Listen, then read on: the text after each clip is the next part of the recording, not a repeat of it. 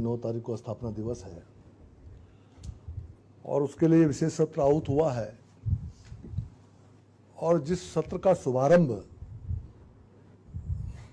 देश के महामहिम राष्ट्रपति ने किया हो तो सत्र की गरिमा और अधिक बढ़ जाती है। तो मैं उनका भी आभार व्यक्त करना चाहता हूं, आपका भी धन्यवाद करना चाहता हूं। और मैं आज याद करना चाहूँगा उन सभी हुतात्माओं को जिन्होंने इस राज्य के निर्माण के लिए संघर्ष करते हुए अपने प्राणों की आहुति दी, और उन आंदोलनकारी साथियों को भी कि जो संघर्ष में शामिल रहे लेकिन वो आज हमारे बीच में नहीं है। तो उन सबको भी मैं अपनी ओर से श्रद्धांजलि देना चाहूँगा और उन सभी आंदोलनकारी साथियों को भी याद करना चाहूँगा जिनके संघर्ष के कारण आज हम अपने राज्य में यहाँ पर बैठे हैं। कल से चर्चा चल रही है, मैं बड़ी दुविधा में हूँ कि मैं सिर्फ सदन की जो परंपरा है कि कोई हम पर आरोप लगाएगा हम उस आरोप को बचाएंगे, उससे होते हुए आगे बढ़ूं, या जो मेरे आंदोलनकारी होने का एक दायित्व है, जो उत्तराखंडी होने का एक दायित्व है, उसको लेकर आगे बढ़ूं। इन दो बातों के बीच में मैं झूल रहा हूं। कल यहां पर जब नेता प्रतिपक्ष ने बात शुरू की तो उनकी बातों से ऐसा लग रहा था कि जैसे इस राज्य का गठन उन्होंने ही कराया, कांग्रेस ने कराया, और इस राज्य को आगे बढ़ाने का काम सिर्फ स्वर्गीय नरेंद्र तिवारी जी ने किया। स्वर्गीय नरेंद्र तिवारी जी बड़ी शख्सियत है, बहुत बड़ा नाम है, उनको कुछ कहना तो सूर्य की तरफ थूकने जैसा है कि अपने ऊपर ही गिरेगा। लेकिन फिर भी एक उत्तराखंडी होने के नाते कुछ मेरी स्मृतियां हैं। इस आंदोलन में हमने एक नारा दिया था कि असली दोषी कौन है, जो दिल्ली में मौन है। अब कोदा झंगोरा का तो नारा हमने लगाया, कोदा झंगोरा खाएंगे उत्तराखंड बनाएंगे। उसके पीछे का भाव यह था कि हम चाहे गरीबी में रह लें, हम किसी भी परिस्थिति के लिए तैयार थे, लेकिन हमें अपना राज्य चाहिए था। और हमने सड़कों पर उस नारे को लेकर संघर्ष किया। लेकिन साथ में कुछ नारे और भी चले, जिसमें एक नारा यह था कि असली दोषी कौन है, जो दिल्ली में मौन है। मैं पूछना चाहता हूं कि मेरे उत्तराखंड के भोले भाले सीधे साधे मेरे भाई, मेरी बहनें, मेरी माताएं अपनी बात रखने दिल्ली तो जा रहे थे ना, ये नारसन कांड क्यों हुआ? वो तो दिल्ली जा रहे थे ना, वो केंद्र की सरकार से अपनी बात कहने जा रहे थे ना। उनको रास्ते में क्यों रोका गया? वो जघन्य जो अपराध वहां घटित हुआ वो क्यों हुआ? और फिर उस पर जब हम चर्चा करते थे, भाषण देते थे, तो मुलायम सिंह जी की सरकार को कौन बचा रहा था? क्या बीती बातें सब निकल जाएंगी क्या? और जब उत्तराखंड की मांग जोर पकड़ रही थी, हम लोग संघर्ष कर रहे थे, किसी ने कहा था कि उत्तराखंड राज्य मेरी छाती पर बनेगा। मैं पूछना चाह रहा हूं ना, या तो तमाम आंदोलनकारी मेरे साथी बैठे हुए, गणेश जोशी ने कल जिक्र किया कि हम सब लोग जेल में भी एक साथ रहे। जब मैं राजसुका में आने के बाद दोबारा फिर जब जेल गया तो हम लोग एक साथ थे। ये ब्रिजभूषण गरोला मेरा चाचा बैठा है, आंदोलनकारी है, भयंकर आंदोलनकारी। और हम तो सिर्फ 94 का आंदोलन याद करें, लेकिन उससे पहले की जो घटनाएं हुई उन पर तो मैं जा ही नहीं रहा हूं, उन पर मैं नहीं जा रहा हूं। लेकिन मैं पूछना चाह रहा हूं, किसने कहा था कि उत्तराखंड राज्य मेरी छाती पर बनेगा? और उसके बाद दिलाराम चौक पर किसके काफिले को आंदोलनकारियों ने रोका था, उस पर किसने पथराव किया था? बताइए ना, कौन था? और उसके बाद जब राज्य बनता है, राज्य बनने के बाद जो पहली सरकार चुनी जाती है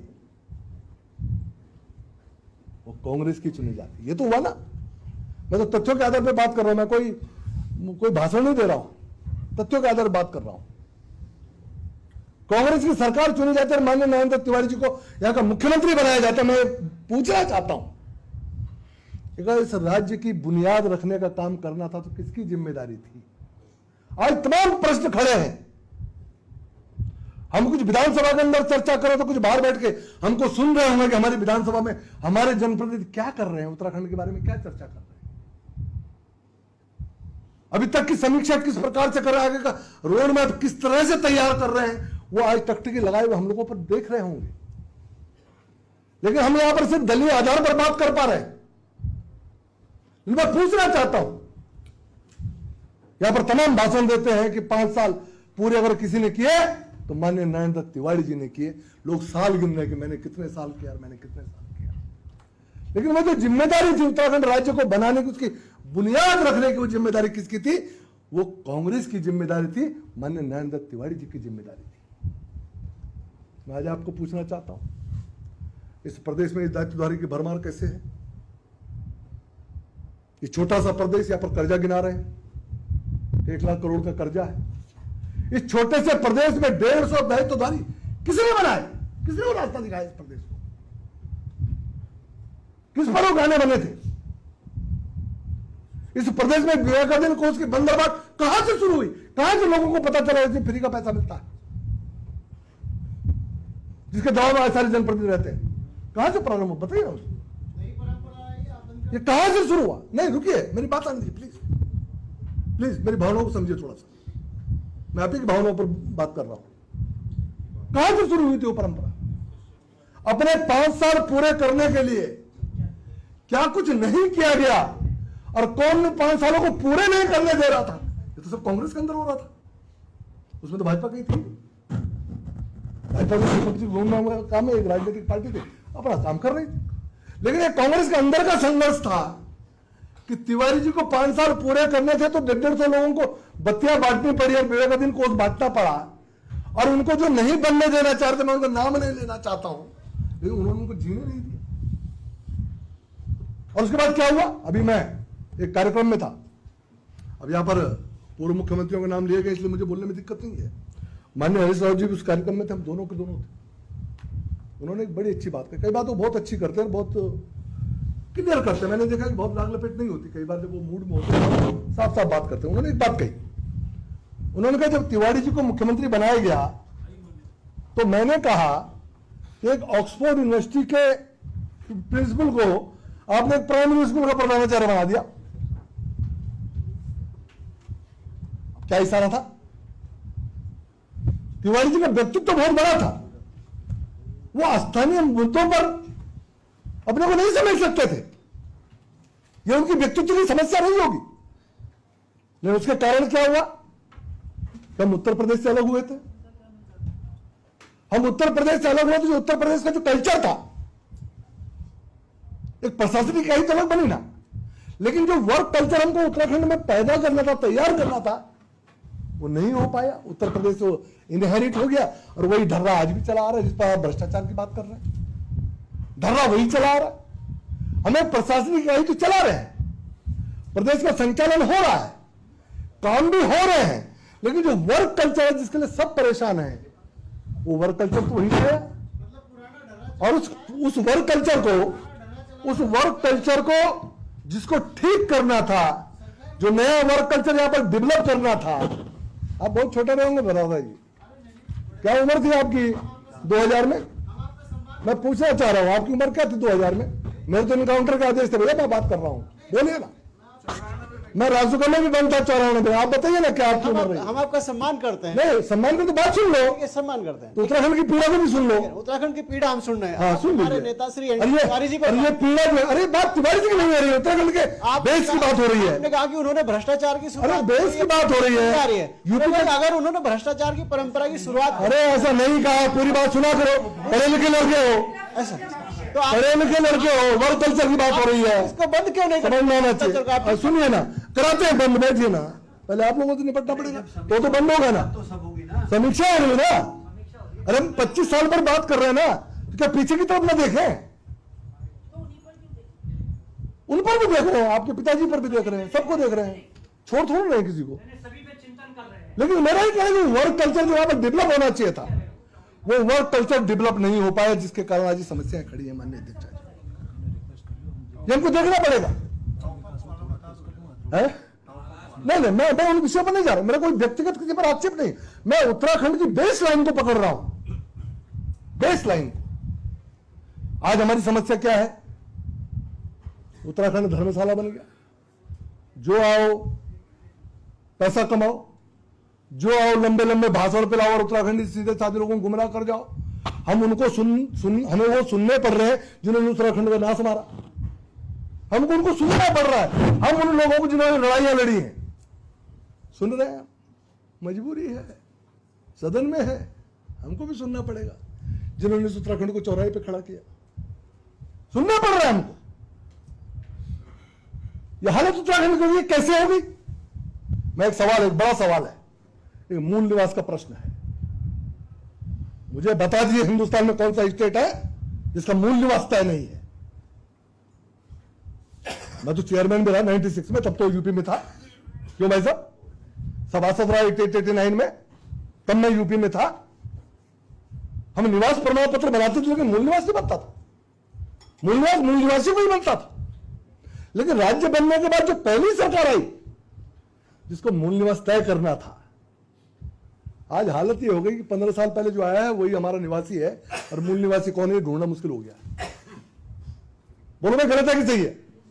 पूरा सदन बैठा है, मैं पक्ष विपक्ष की बात नहीं कर रहा हूं, मैं उत्तराखंड की बात कर रहा हूं, मैं उत्तराखंडियत की बात कर रहा हूं जिसको आपके पिताजी बार बार बोलते हैं।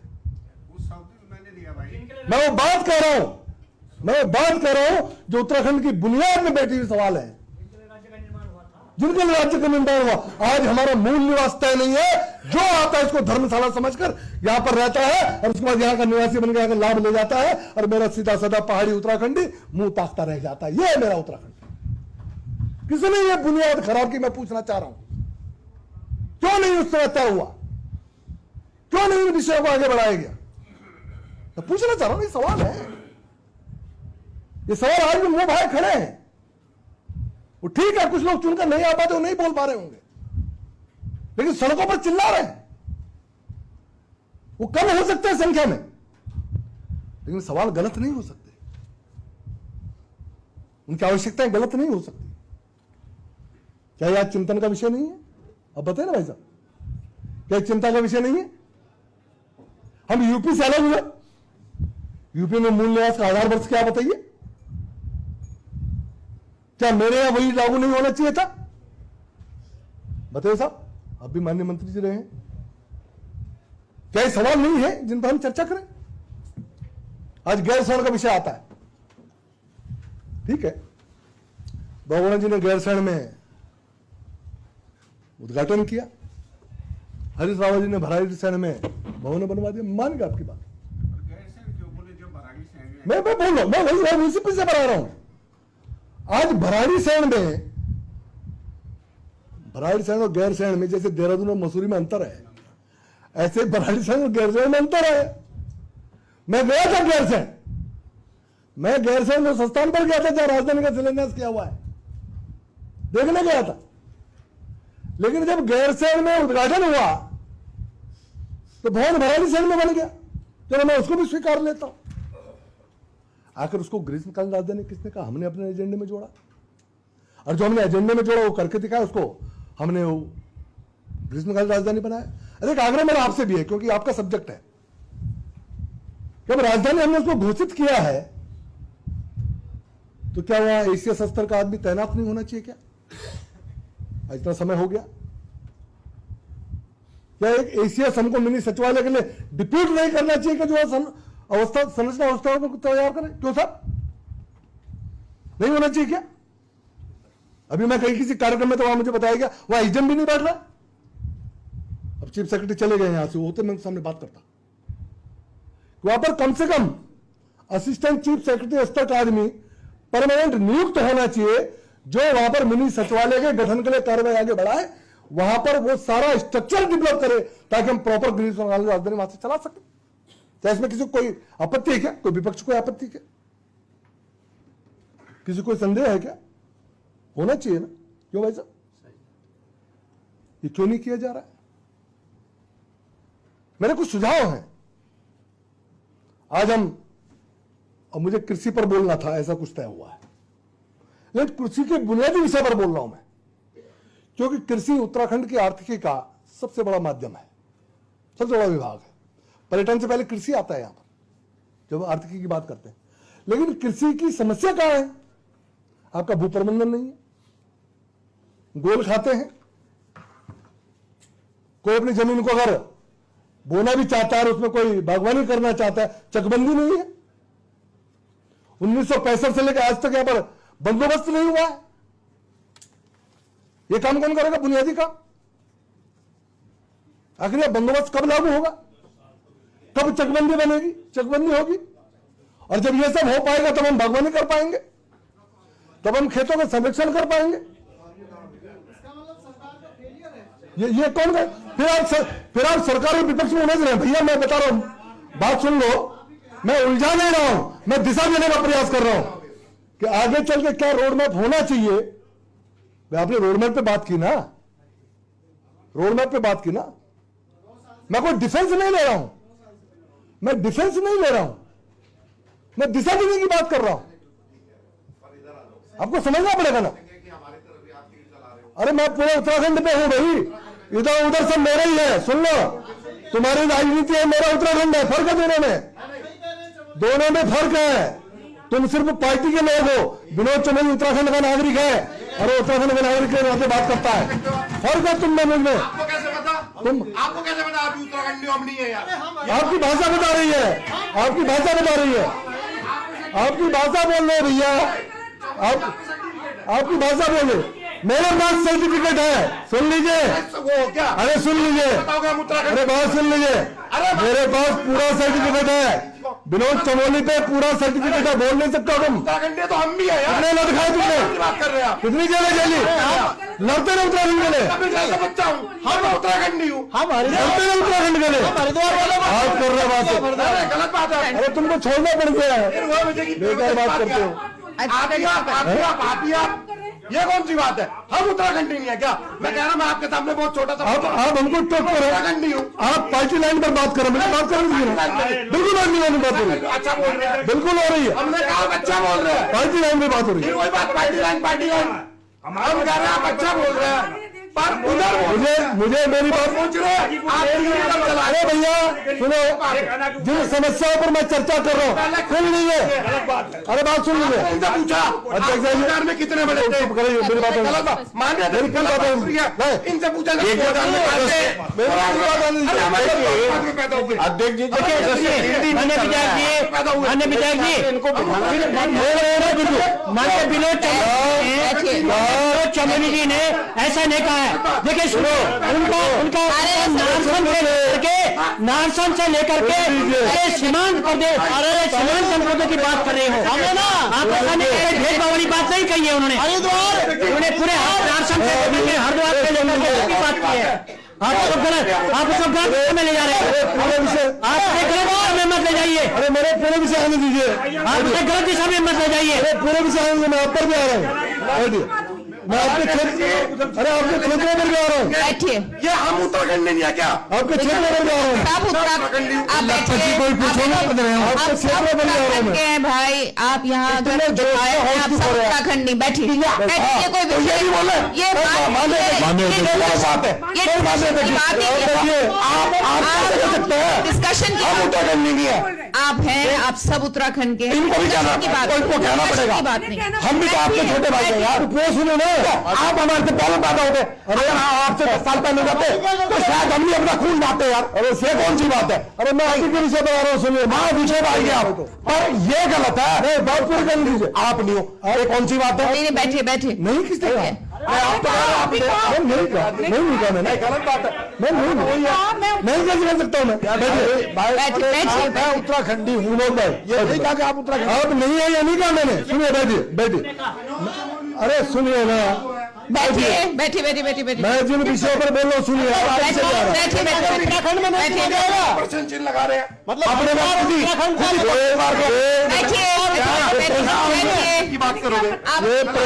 मैंने सदस्य, अब आप अपनी बात समाप्ति नहीं रुकिए। 20 मिनट से ज्यादा हो गए। मैं अपनी बात, मैं एक आग्रह करना चाहता हूँ। मेरा एक आग्रह सुन लीजिए। ये प्रश्न इसलिए खड़े होते हैं, ये प्रश्न क्यों खड़े होते हैं? ये प्रश्न इसलिए खड़े होते हैं कि जब हम पहाड़ की बात करते हैं आप लोग इसी बुजुर्गों ने भी पानी पिलाया होगा आप लोगों को, आखिर हमारे बुजुर्गों ने भी पानी पिलाया होगा। अगर मैं गलत बात है, अगर मैं आप उतारे में और हम राजनीतिक दल के हो गए, आप राजनीतिक दल के नहीं हो। अगर मैं यहाँ पर गलत बात है, आप 5 बार बोल चुके हैं। अगर मैं यहाँ आप उनसे पूछा 2000 में आपसे बड़े थे। बैठिए, अगर बैठ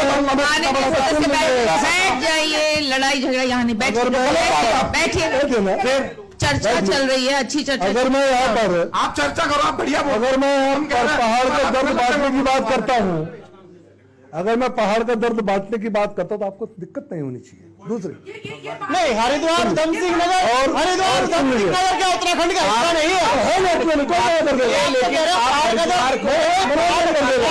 हमारे भाई है, तो बात करने देना। आप क्यों कह रहे हो कि पहाड़ का दर्द? उत्तराखंड के दर्द की बात करो, उत्तराखंड के दर्द की बात करो, खाली पहाड़ और प्लेन को में मत बांटो इसको। उत्तराखंड नहीं, आप पहाड़ उत्तराखंड की बात करिए, थोड़ा सा पानी से सरकार के लोग कर रहे हैं, माननीय कह रहे हैं उत्तराखंड प्रदेश बनाए हमारे भाई है, ऐसा नहीं है। पर हरिद्वार और उधम सिंह माननीय सदस्य बैठिए, बैठिए, आप बैठिए, बैठिए।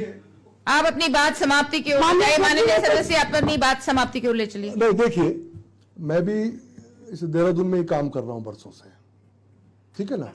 तो ऐसा तो नहीं है, ऐसा तो नहीं है, तो मैंने कहा मना कर, एक बात में सारी बात खत्म हो मैंने कहा कह दिया। आप कहा अरे आज सब उत्तराखंड के, बैठिए ना, माननीय सदस्य बैठ जाइए। अरे आज मना क्यों कर रहे हैं? इस सदन में जो सदस्य उपलब्ध है मौजूद है वो सब उत्तराखंडी हैं। कोई पार का है, उत्तराखंड राज्य के अंदर है, उत्तराखंड राज्य में जो है वो सब उत्तराखंडी है, लेकिन मूल निवास एक विषय है, इस विषय को हम नकार नहीं सकते। मना किसने किया है? मना होना चाहिए, मूल निवास है, होना चाहिए। करते हैं कि मूल निवास लागू है। मैं उसी पर बोल रहा हूँ, तो मेरा ये मानना है किसकी समीक्षा होनी चाहिए। आज तुम समीक्षा में रहते हो ना भाई, विषयों की समीक्षा नहीं करोगे क्या? भाई साहब आप सरकार आप अगर आप बात कर रहे हो, भाई साहब आप मूल निवास की बात कर रहे हो, आप गैरसैंण राजधानी की बात क्यों नहीं कर रहे? आप गैरसैण में पॉलिटिकली स्टैंड आप समझ मूल निवास आप इस सदन में आप बहुमत में है, आप सारे कहिए सुनिए, गैरसैण में राजधानी बनाने के समर्थन में आप हैं। हमारी सरकार लेकिन आप मूल निवास प्लान की है, आप इस सदन से बोलिए। अरे आप मूल निवास से क्या नहीं होगी तो बात ये भी होगी। भाई गलत कह रहे हो भाई, मैं आपको मूल निवास मैं आपको क्लियर कर देता हूँ। मैं क्या कह रहा हूँ, आप गैरसैण का समर्थन सुन लो मेरी, सुन लो, उत्तराखंड के चौधरी बाद में बनना भैया। भाई साहब हम चौधरी नहीं है, आप गलत भाषा का इस्तेमाल नहीं करें। कोई नहीं है सदन में, सदन में कोई चौधरी नहीं है, सदन के सदस्य अपना कद हमारा है। आप हरिद्वार की बात, आप हरिद्वार बैठ जाइए, बैठ जाइए। एक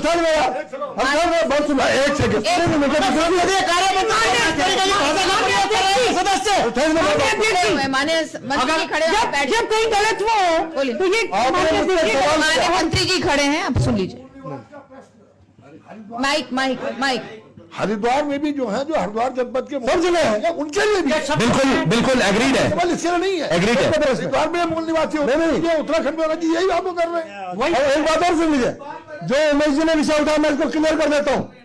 जो लोग उस दिन गैरसैण में रहे होंगे जिस दिन ये ग्रीष्मकालीन राजधानी घोषित हुई, उन्होंने मेरा भाषण सुना होगा। मैंने ये कहा कि उन बातों से इनकार नहीं किया जा सकता, उन संभावनाओं को समाप्त नहीं किया जा सकता कि कभी गैरसैण अस्थायी राजधानी बनेगा। समय के साथ अवस्थापना सुविधाएं जिस दिन उपलब्ध हो जाएंगी, वह अवस्थापना संरचनाएं जब बन जाएंगी, तो वो समय भी आ सकता है कि जब गैरसैण अस्थायी राजधानी बन सकता है। ये मैंने गैरसैण के मेरे भाषण में है, उमेश जी जरा उसको भी सुन लिया करो।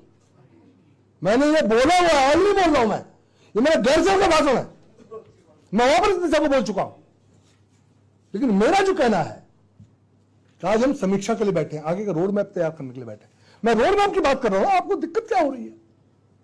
अभी हम लोगों ने तो भाई साहब गैरसैंण राजधानी भी तो रोड मैप का हिस्सा है। 25 सालों में क्या हम 25 सालों में रोड बनवा दीजिए, रोड मैप छोड़िए, रोड चौड़ी बनवा दीजिए, अच्छी बनवा दीजिए ताकि रहने को सिंगल रास्ता है, हमें पता है, हम जाते हैं। माननीय सदस्य, अब आप अपनी बात को समाप्त करिए। आधा घंटा हो गया, आधा घंटा हो गया कोई बात समाप्त। नहीं। और लोगों को भी बोलना है। आधा घंटा हम सभी लोगों को- को नाम दे दीजिए। सभी को बोलना कोई है, दिक्कत नहीं सबको है। बोलना है। ये और लोग नहीं बोलेंगे तो आप फिर आप बोलिए 2 घंटे मेरा मुझे कोई मेरा ये आग्रह है आप कि उसमें देखिए, माननीय सदस्य बात समाप्त करिए। इन विषयों पर विचार करने की आवश्यकता है। जो मैंने कहा है कि आगे चल के अभी हमने लैंड यूज का विषय लिया, एक सशक्त भू कानून हम वहां पर लाए, लेकिन परेशानी कहां है? आज 107 हमारे स्थानीय निकाय हैं जिन पर वो लागू नहीं हो रहा है। लेकिन मेरा यह कहना है कि इन सभी स्थानों पर मास्टर प्लान लागू हो जाना चाहिए, लैंड यूज फिक्स हो जाना चाहिए और जमीन खरीद फरोख्त की भी सीमा तय होनी चाहिए, क्योंकि लोगों की चिंता है कि 107 स्थानीय निकाय हमारे बन चुके हैं, बहुत बड़ा क्षेत्र उसमें आ चुका है, और ये पहाड़ ही एकमात्र हमारा उत्तराखंड ऐसा राज्य है कि जहां पर शहरी आबादी 40% है, जबकि पूरे देश का अनुपात 30% का है। हमारे 40% है, इसलिए वहां के भी लिए हमको चिंता करनी पड़ेगी। और ये जो 2 जिले हमने छोड़े हैं भू कानून में, मैं बता रहा हूं, आपकी बात पर आ रहा हूं मैं। अब समाप्त वो करिए, भी मेरे अपनी पास- बात पे मत आइए। आप वो भी अपनी मेरे बात पास- समाप्त करिए। माननीय सदस्य, आप सीनियर हैं, आपको 20 मिनट से ज्यादा दे दिए, आधा घंटा होने वाला मेरा है। आग्रह- अब आप समाप्त चलिए मैं विषय समेटता हूं। तो मेरा यह कहना है कि 2 जिलों के लिए भी हम इंडस्ट्रियलाइजेशन के लिए इन जिलों को हमने मुक्त रखा होगा, ऐसा मुझे लगता है। लेकिन वहां पर इंडस्ट्रियल एरिया को नोटिफाई किया जा सकता है और बाकी एरिया को हम उसमें इंक्लूड कर सकते हैं। उस पर भी बात करनी चाहिए, उस पर नहीं बोलेगा कोई। हाँ बोलो, हाँ बोलो ना, हाँ हाँ बोलो, उसको हाँ बोलो। छोटे उद्योग पहाड़ों पे भी लगाने चाहिए सर, 2 जिलों पे नहीं सीमित, किसी से होना चाहिए। प्रदेश में भी और जगह भी होना चाहिए, पहाड़ों पे भी होना चाहिए और वहां सब्सिडी ज्यादा मिलनी चाहिए। तो इसीलिए मैंने कहा। और अंतिम बात पर मैं आ रहा हूं, क्योंकि अभी विषय तो बहुत बड़ा हो जाएगा और आप लोगों को लग रहा है कि विषय लंबा हो रहा है। माननीय अध्यक्षा जी बार बार मुझे उस पर इशारा कर रहे हैं कि मैं समेटूं। मेरे एक आग्रह है, अभी क्या है कि आज हम आंदोलनकारियों को याद कर रहे हैं, तो हमारे बहुत सारे इश्यूज हैं जो आंदोलनकारियों से जुड़े हुए हैं। जैसे 10% आरक्षण का विषय है, वो कोई कोर्ट भी गया हुआ, उसमें वो लागू तो लगभग हो ही गया, लेकिन उसमें एक विषय रहता है कि जो आंदोलनकारी नौकरियों में जा चुके हैं उनके आश्रितों को भी उसमें सम्मिलित किया जाना है, यही बात थी। तो वो हमने अलग नहीं किए थे, लेकिन अधिकारियों ने जब उसका वो नियमावली बनाई तो उसमें अपने हिसाब से उसको सेटल कर दिया, जो उचित है, उचित नहीं है। तो ये एक तो ये हो जाए। दूसरा, पहले आंदोलनकारियों को जो बस में जाने की छूट मिलती है, उनको एक सहायक मिलता था, क्योंकि जो बुजुर्ग लोग हैं उनको कोई ना कोई हेल्पर चाहिए होता है, तो वो व्यवस्था बन जानी चाहिए। जो उनके इलाज का खर्चा है, अब हमारी कठिनाई क्या है कि तमाम आंदोलनकारी बुजुर्ग हो रहे हैं, जैसे मैं भी हो रहा हूं, उम्र बढ़ रही है, हाँ, उम्र बढ़ रही है, बुजुर्ग हो ही रहे, जब 60 अबव हो गए तो बुजुर्ग हो गए। तो समाप्त उनके लिए करिए, अब उनके हो लिए गया, आप समाप्त करिए अपनी बात। उनके लिए मेडिकल सुविधाओं का एक व्यवस्था बन जाए। एक निवेदन मेरा और है जो मैं आपके माध्यम से को बताना चाहता हूं कि चिन्हीकरण चला था, जिले की एक समिति बनाई गई, जिले ने कुछ लोगों को चिन्हित कर दिया। ये पौड़ी का केस है, लोग मेरे पास आए थे, उसमें किसी ने शिकायत कर दी, हमारे यहाँ शिकायत बहादुर बहुत है, तो शिकायत कर दी, तो उसमें जो है उन्होंने वो रोक दी लिस्ट, जिसका चिन्हीकरण वो कमेटी कर चुकी है, जो सरकार द्वारा नियत कमेटी है। उसके बाद किसी पर्टिकुलर व्यक्ति का तो एक बार जांच हो सकती है, लेकिन पूरी जांच नहीं हो सकती, तो उसको कहीं ना कहीं उसको कर दिया जाना चाहिए, मेरा ऐसा मानना है। ये कुछ इश्यूज हैं आप ये भी जो हमारे आंदोलनकारियों के हैं। इसमें एक चीज आप ये भी जोड़ लीजिए, जो पूर्व सैनिक थे उनका सबसे ज्यादा योगदान था, और आज कहते हैं कि जो पेंशन है वो उनको नहीं मिलेगी, उनके पास नहीं, देखिए एक बात और बता दूं, मैं एक बात मैं क्लियर कर दूं कि जो पेंशन का वहां से लिख के आता है, ये सम्मान निधि है, ये पेंशन नहीं है। ये जिन लोगों ने आंदोलन में शिरकत की है, जिन लोगों ने आंदोलन में बढ़ चढ़ कर हिस्सा लिया है, ये उनको सम्मान के तौर पर ये दिया गया है। ये पेंशन में इंक्लूड नहीं हो सकता। तो ये सम्मान निधि उनको भी मिलनी चाहिए जिनको पेंशन मिल रही है, तो भाजपा की जो सरकार ने लाइन क्यों लोग ऐसे हैं, बंद कर दिया? उस पर बात होनी चाहिए, उन पे बात होनी चाहिए, जो समीक्षा होनी चाहिए। समीक्षा होनी चाहिए, उनको भी वो सम्मान निधि मेरा मिलनी याद चाहिए। है- उसको पेंशन, अगर भी तो बहुत ही अच्छा है कि वो शब्द पेंशन नहीं है तो फिर सम्मान निधि मिलनी चाहिए। ये सम्मान निधि, उसमें सम्मान संसदीय का कार्य मंत्री जी जुड़ा हुआ है। प्लीज आप इसको नोट ठीक है, सम्मान का शब्द जुड़ा हुआ है। इसको माननीय सदस्य आप अपनी बात समाप्त करिए प्लीज। मित्रों, बहुत सारे विषय हैं, मैंने आउट ऑफ वे जाके बात की है, दलीय उससे उठकर बात की है, और इसलिए की है कि ये 2 दिन का विशेष सत्र, ये ऑन द वे बात की है, आउट ऑफ द सदन बात की है मैंने, जिस सदन की जो परंपरा है उसके हिसाब से, या तो आरोप प्रत्यारोप का चलता है ना, तो उससे बाहर निकल के मैंने बात की है, और इसलिए बात की है कि शायद ऐसी बात करने का साहस कम कर पाते हैं, मैं ही भुगत लूंगा वो ठीक है, किसी को तो भुगतना है, आंदोलन में भी भुगता, आगे भी भुगतेंगे, लेकिन उस मानस की बात करेंगे जिसके लिए राज्य बना। चलिए ठीक है, तो आपका बहुत बहुत धन्यवाद। माननीय